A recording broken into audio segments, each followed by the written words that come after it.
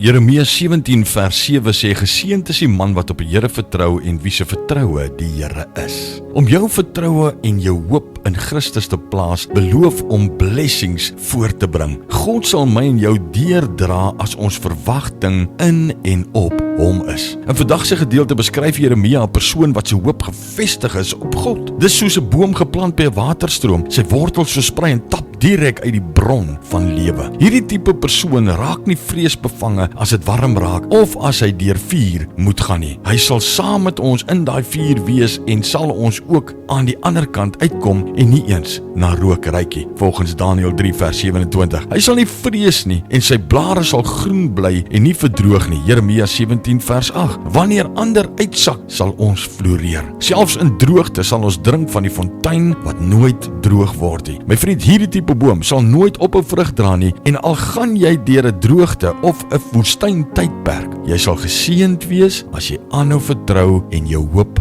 op God sit. Vader, baie dankie vir hierdie belofte. Here, gee vir ons die vermoë en die krag om ons vertroue net op U te plaas. Dankie Here, dat hoop in U vir ons seëninge voortbring. Ons eer U, ons loof U en ons prys U in Jesus se naam. Amen.